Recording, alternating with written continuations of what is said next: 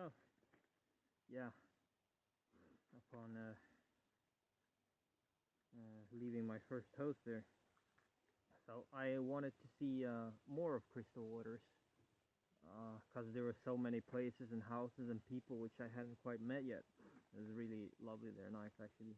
I did, however, meet Paul and Kathy and their three kids, Jonah, Isla, and Gerard, which were the loveliest kids I've ever met.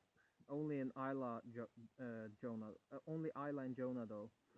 Oh, oh, how pure and strong their will was, actually. Very good hearted and good character. I've never come across a family who corrected bad behavior when there was a dispute going on. They could really sense when energy was being stolen and thus correct it. Not all the time, but most of the time.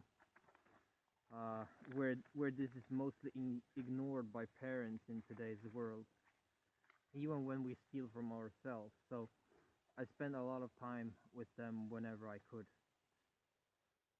Uh, I also, well, upon Jared, yeah, that's because he's not, well, um, it's their half son, you could say. That's why he's feeling a bit lonely and sad and scared. Uh, most of the time scared. That's okay.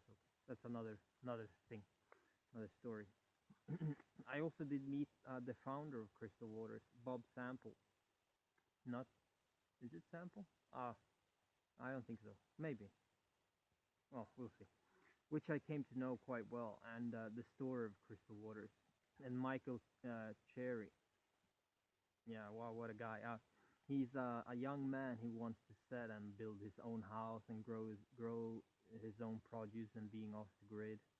I mean, this guy was quite amazing, actually. I could literally spend hours with him if we had the time. The things we could share and the knowledge and understanding he had gained through research was impressive. He could understand how the basic elements in nature work and their components, so that he could take any plant and mix it with something else to create whatever it was that he wanted. For example, he told me that if you take ash, resin, and some fluffy stuff and boil it, add a little bit of water if you need, you'll get some super strong glue.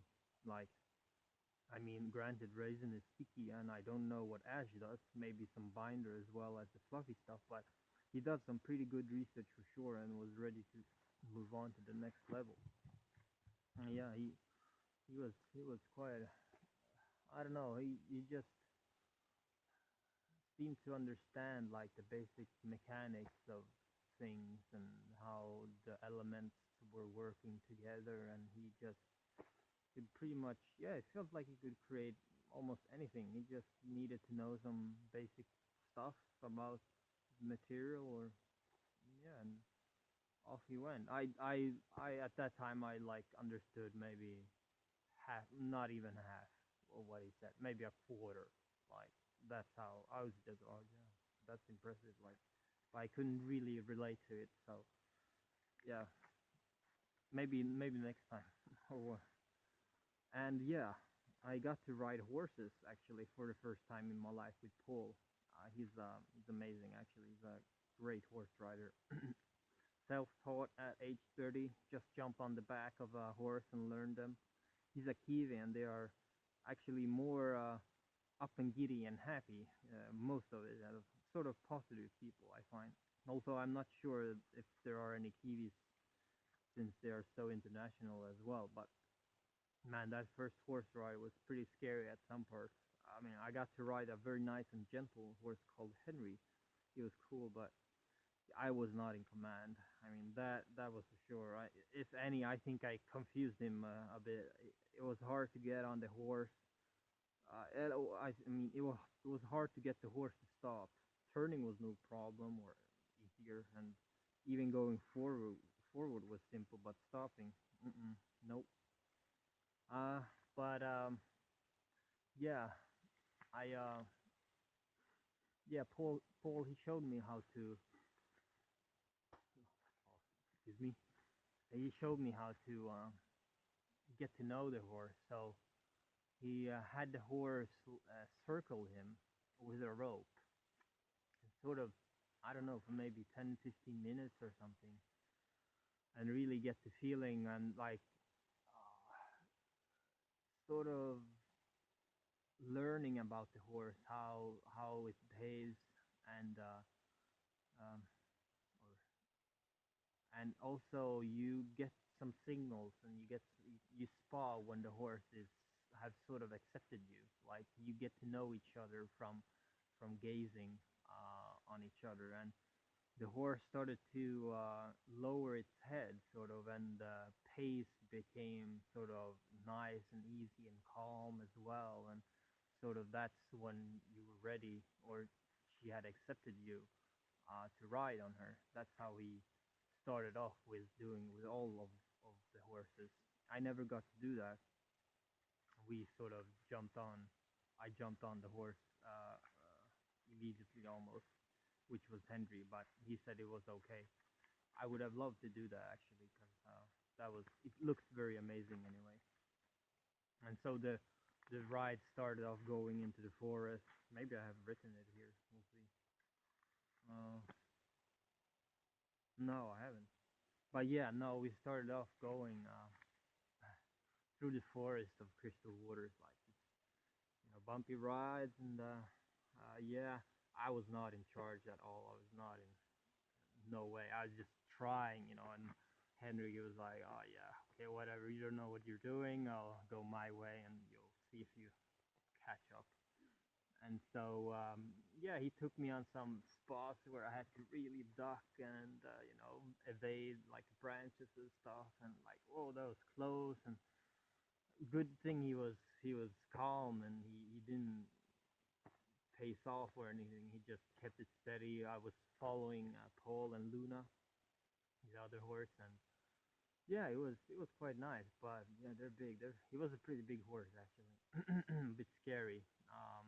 It's a it's a long way down, but yeah, it was quite fun. But then after we did that mountain pass or forest pass, we got to the village green, which has a lot of flat spot, and he started to what do you say, gallop a bit, I think, and I managed to stay on the horse, but it was almost as if I would fall out, and then I got to try and ride Luna, which was Paul's horse, or the horse he was riding, and man, she was a race horse, much more sensitive to commands, and she just wanted to go.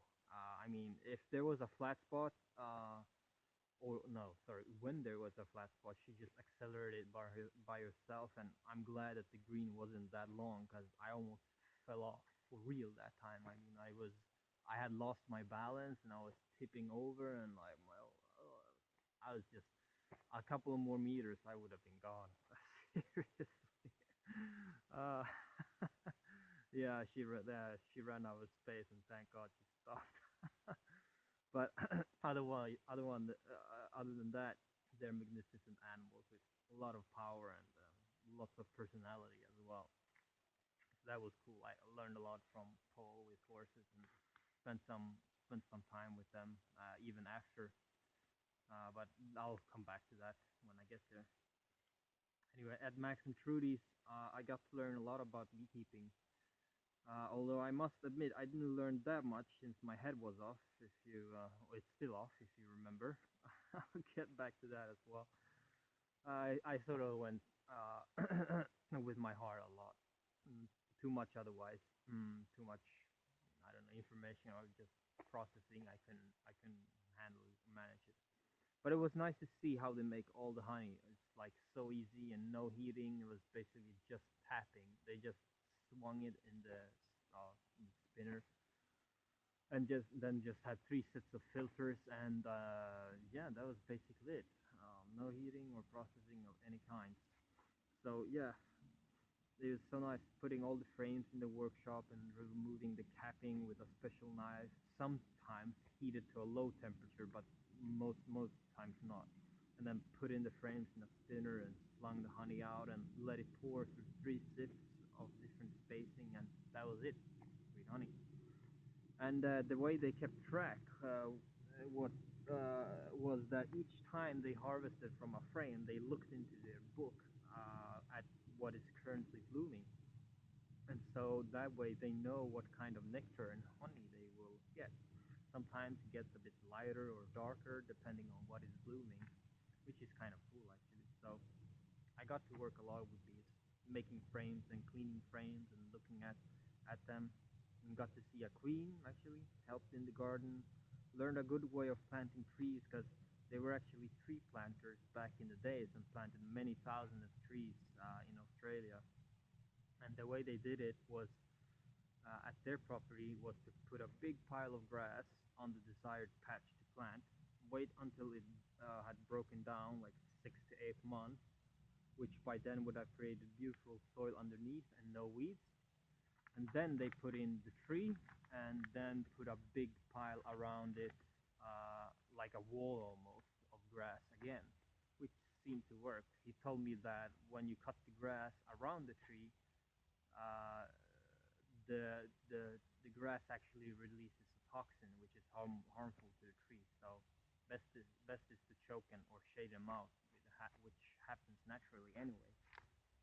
So yeah, that was quite nice actually. Oh, pause here.